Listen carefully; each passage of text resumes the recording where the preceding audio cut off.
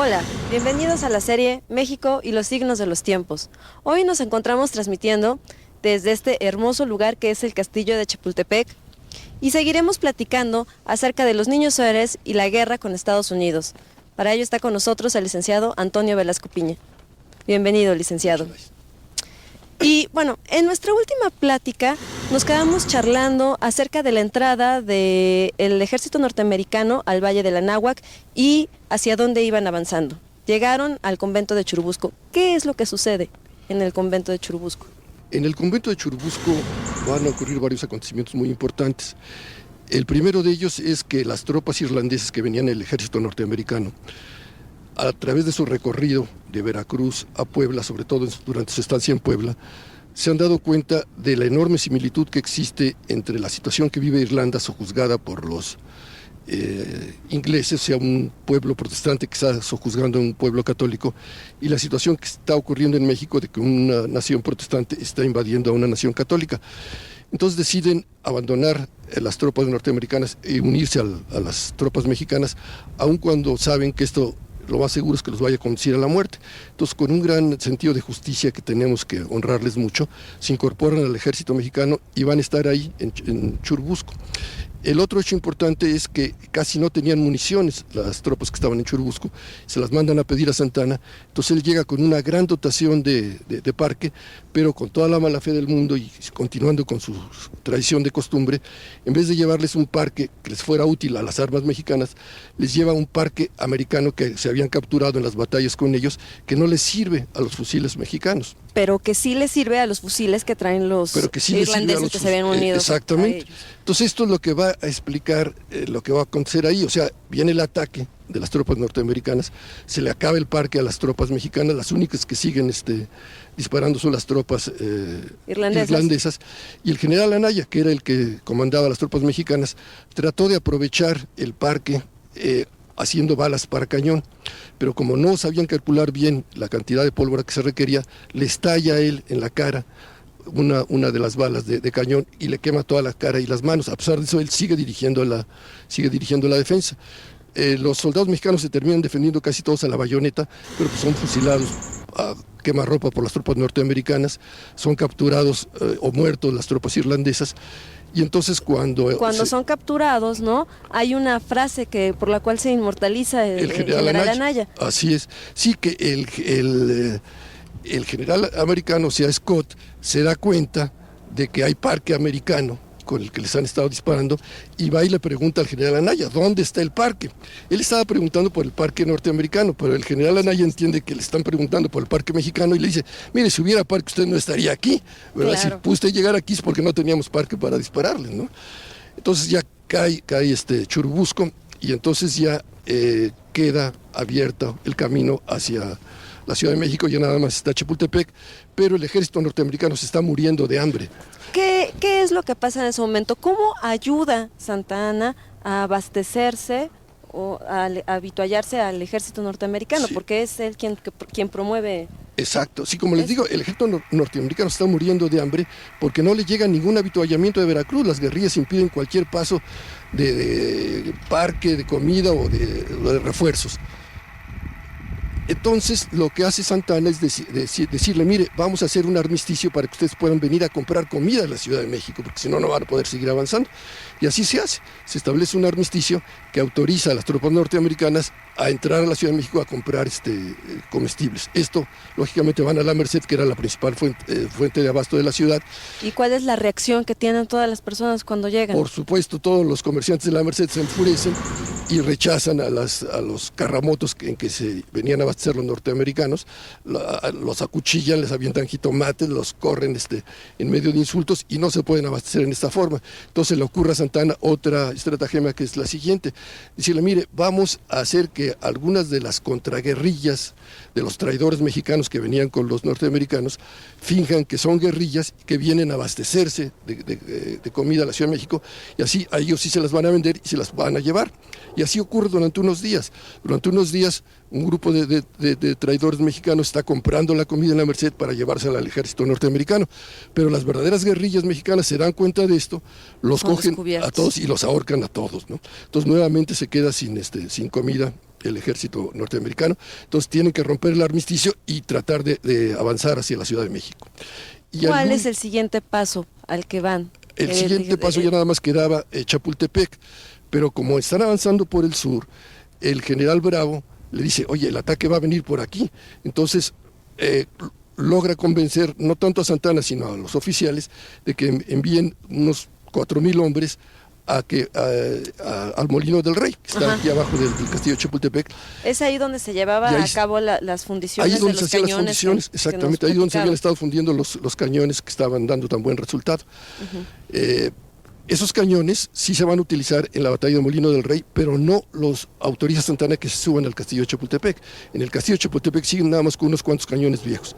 Entonces, esta batalla del Molino del Rey, que es la batalla en donde mueren más oficiales norteamericanos, tiene un gran éxito, pero ocurre lo mismo, que en vez de que se lleguen más refuerzos del Peñón, siguen nada más luchando aquí los 4,000 hombres que habían luchado inicialmente, y cuando empiezan a llegar cada vez mayor número de tropas norteamericanas, los oficiales mexicanos, para no verse copados, retiran sus tropas y las meten aquí en el castillo. Desde luego, Nicolás Bravo empieza a organizar con todas estas tropas una estupenda defensa del castillo, pero como las tropas norteamericanas han sufrido tantas bajas en su batalla en el Molino del Rey, se retiran a Tacubaya. Entonces eso lo esgrime Santana como un argumento para insistir nuevamente en que el ataque no se va a realizar por el sur, sino se va a realizar por el este a través del Peñón. Y entonces todas estas tropas que se habían concentrado aquí en el castillo son nuevamente retiradas y llevadas al Peñón. Y también había dicho algo acerca de si que era ocupado el castillo, iba a deshacer el colegio militar o se iba a desagrupar en ese momento. Él viene al castillo para tratar también de desactivar la defensa del castillo.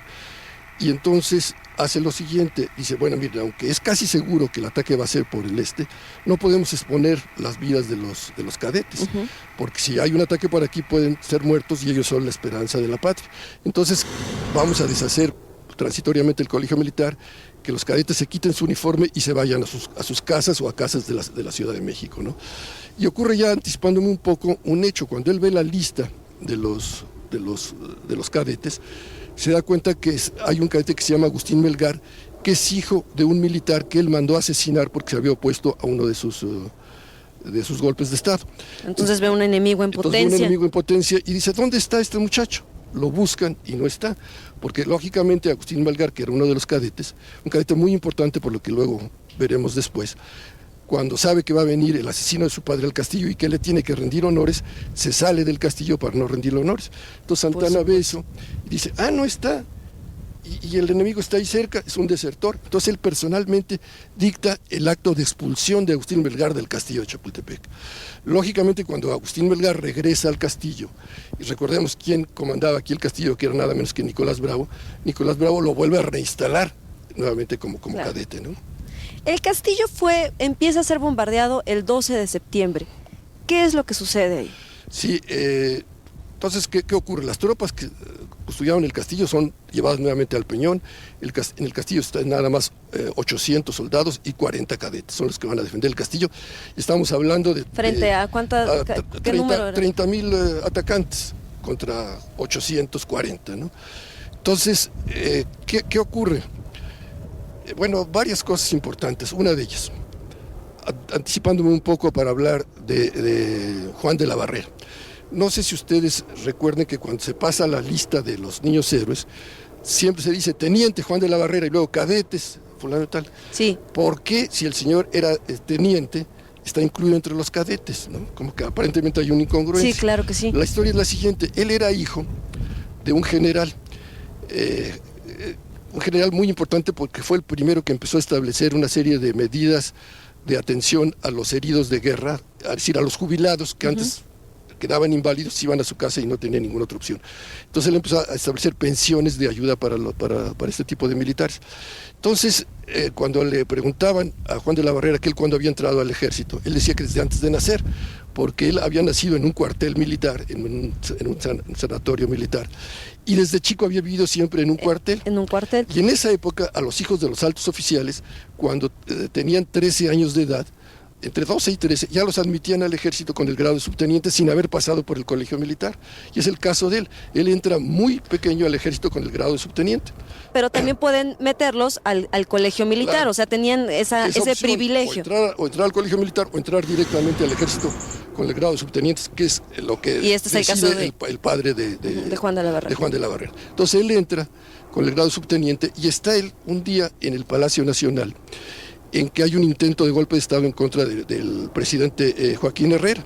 O sea, cuando el presidente llega, las tropas que le deben de rendir honores lo tratan de apresar, pero él está ahí en el Palacio Nacional y entonces él se opone a eso, se interpone entre los soldados que quieren apresar al presidente y el presidente, y es auxiliado por 2 cadetes del colegio militar que estaban ahí, porque ahí era la Secretaría de la Defensa, estaban haciendo trámites. Entonces él arenga a los soldados y los convence de que no den el golpe de Estado.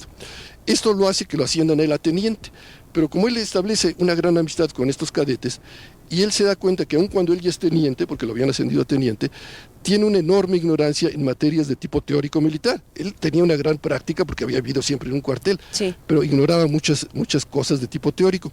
Entonces él presenta su solicitud ante la Secretaría de la Defensa para pedir licencia, dejar su puesto en activo y entrar como cadete al colegio militar. Entonces él estaba aquí como cadete. Incluso, anticipándome también un poco, él va a ser el primero de los que mueren, porque cuando se va a tomar el castillo, ya Nicolás Bravo y el general Monterde, que era el director del colegio, se han dado cuenta que no van a recibir ayuda de Santa Anna. Entonces ellos habían previsto una pequeña fortificación en los límites del bosque de Chapultepec para ahí empezar a hacer la defensa y ganar tiempo mientras llegaban las tropas del Peñón, como les había prometido Santana. Pero como comprenden que esto ya no va a ser posible, entonces deciden inicialmente quitar esta defensa porque era una cosa suicida los que iban a estar ahí aislados.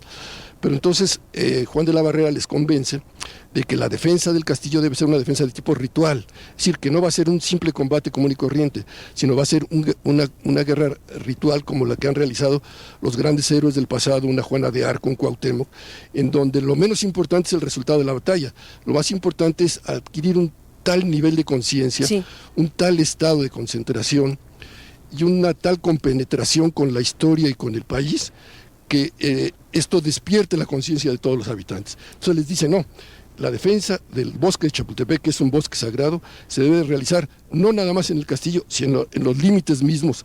Es decir, que en cuanto ellos intenten avanzar, en ese momento sean repelidos. Y entonces un grupo de voluntarios, de soldados voluntarios, comandados por Juan de la Barrera, van a instalar un pequeño hornabeque que está actualmente en el lugar cerca de la estación de Chapultepec del metro. Sí. Hay incluso un monumento haciendo esta mención.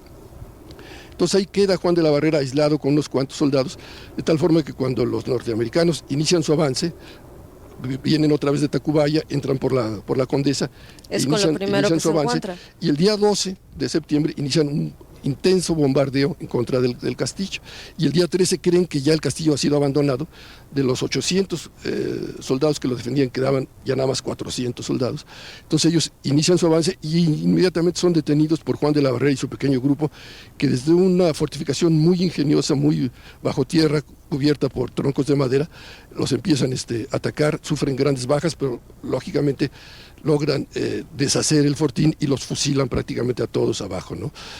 Y creo que es importante saberlo, para mucha gente será un mito, pero los niños héroes, es decir, 6 de ellos junto con Miguel Miramón, habían logrado tal nivel de conciencia auxiliados por los guardianes de Chapultepec, porque siempre hay... ¿Quiénes son estos guardianes? Los guardianes de los lugares sagrados son personas casi siempre de etnias indígenas que mantienen la sacralidad de ese lugar. O sea, son personas que dedican su vida a que ese lugar siga funcionando como un espacio sagrado.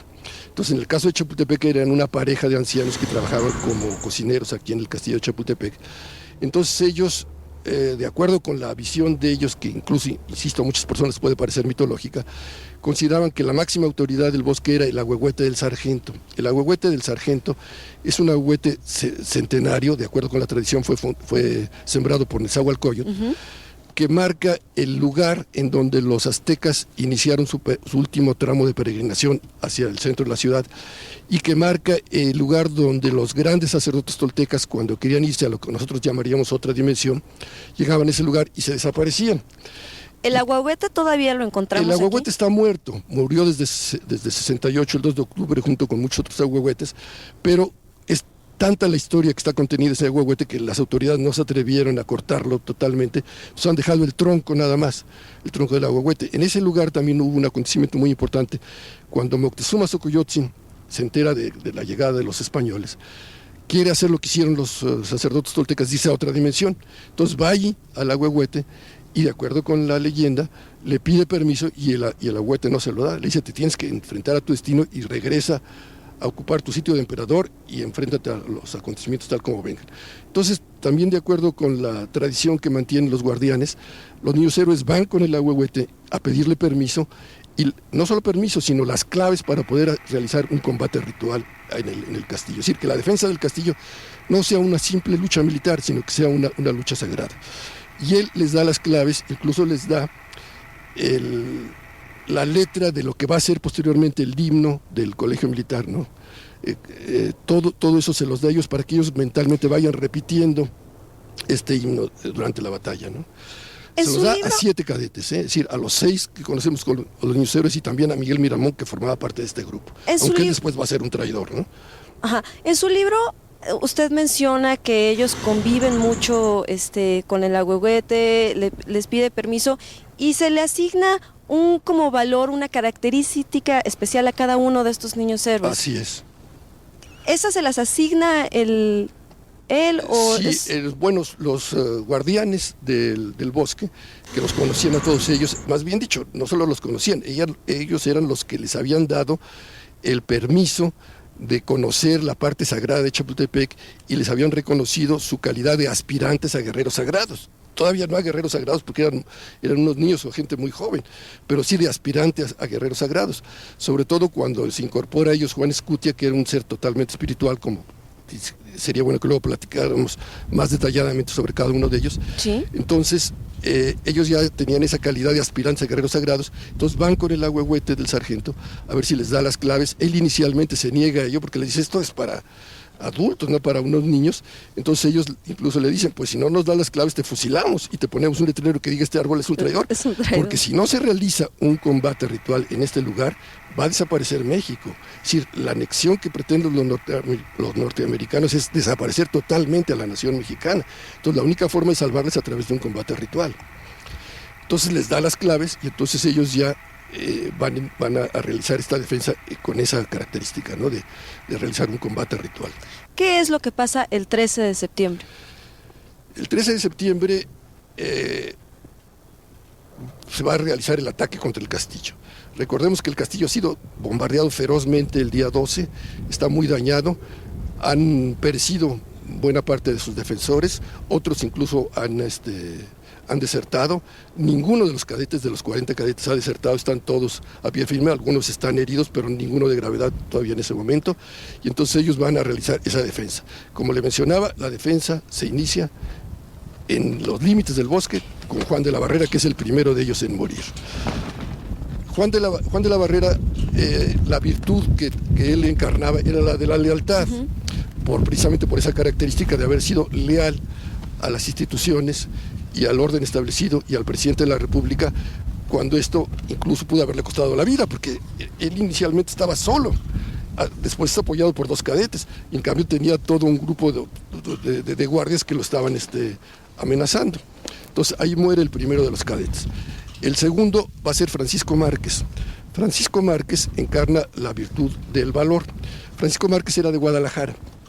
Allá en Guadalajara, desde muy pequeño, dio muestras de un valor excepcional cuando en una ocasión en que se meten unos bandidos a su casa, y él era un niño de tendría 6, 8 años de edad, él toma el rifle de su padrastro, porque su padre ya había muerto, y le dispara a uno de los asaltantes y lo hace huir.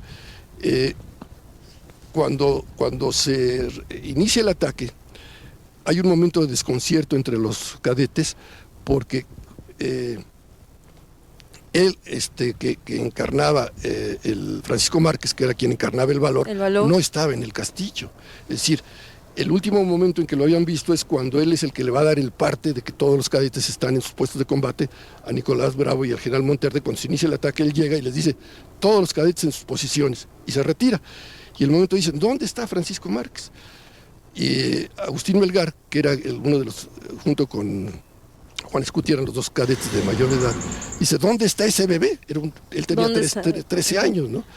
Y no estaba en el castillo. De repente dice, no está, ahí está. Es decir, Francisco Márquez no esperó el ataque de las tropas norteamericanas al castillo, sino que bajó a enfrentarlas él solo. Solo tomó su fusil y bajó a enfrentarlas, justamente en el altar prehispánico que está cerca de la Huehuete del Sargento, y que es uno de los altares más antiguos de México. Esto está documentado por los propios historiadores norteamericanos. La sorpresa que les causó, como de repente, cuando iban a empezar el ascenso hacia el castillo, sale un niño con un uniforme militar que les marca el alto y los ataca a la bayoneta. Le disparan y cae muerto ahí. Es el segundo que muere, cae muerto ahí cerca de este sí, altar. Incluso altar dicen piedra, que ¿no? cuando van avanzando, ahí se van abriendo sin pisar, ¿no? Sí. El cadáver. Así les infunde tanto respeto, ¿no? Este Acción hecho de un heroica. niñito que sale, porque para ellos vieron un niño que tenía 13 años con uniforme militar, que sale él solo a atacarlos, que no solamente no lo pisotean ni a él ni al altar, sino que incluso interrumpen los cánticos y los gritos con los que venían avanzando, ¿no? Y inicia después su ataque al castillo. ¿Dónde estaban los demás niños héroes? Estaban en estaban distintos ubicados? lugares, y se van a mover a lo largo de la batalla. Ellos entran primero. Bueno, hay un acontecimiento también importante, que es que en el Peñón están recibiendo solicitudes de ayuda de aquí del castillo, ¿no? Están atacando por aquí, vengan. Santana está oponiendo a ellas, pero el coronel Xicoténcatl, que era también uno de los militares más valerosos, comprende lo que está pasando, entonces llega con Santana y le dice, el ataque está siendo por el castillo de Chapultepec, yo voy a combatir ahí, independientemente de que usted me dé la orden o no. Entonces Santana comprende que no lo puede tener, es más, que le conviene que se vaya, porque si se queda puede convencer a otros oficiales que también de que se unan a la causa. Y entonces él llega también con unos cuantos centenares de hombres. En el momento que está iniciando el ataque, se está iniciando con 2 columnas. Y estamos hablando también de 400 personas, contra varios miles de norteamericanos. Entonces es tan fuerte el impacto que reciben del ataque del coronel Xicoténcatl y de su batallón, que se desorganiza una de las columnas y la otra tiene que venir a auxiliarlo. Y claro, mueren todos ellos son muertos en las faldas aquí del castillo, combatiendo a los invasores, ¿no? Después de eso, sí, ya no va a haber ninguna ayuda más para el castillo.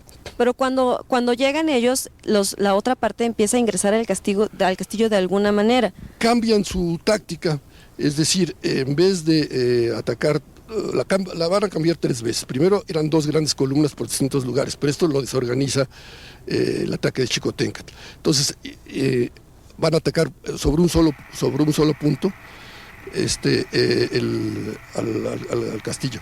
Pero la defensa va a ser increíblemente eficaz, ¿no? Es decir, a pesar de que son unos cuantos centenares, están luchando con tal determinación, con tal heroísmo, que durante varias horas mantienen a los norteamericanos fuera de los límites del castillo, hasta que llega un momento en que el general Scott considera que hay tan pocos defensores en el castillo que como están todos concentrados en el mismo lugar, que es donde sobre un solo lugar está realizando el ataque, que entonces hay que cambiar la táctica y que entonces que rodean por todos lados el castillo y lo atacan por todas partes. Licenciado, desafortunadamente hemos llegado al final de este programa. Siempre nos hace falta tiempo para seguir platicando con usted. Le agradecemos mucho que haya estado con nosotros y también les agradecemos a ustedes que nos permiten entrar a su casa y que nos siguen por Aprende TV.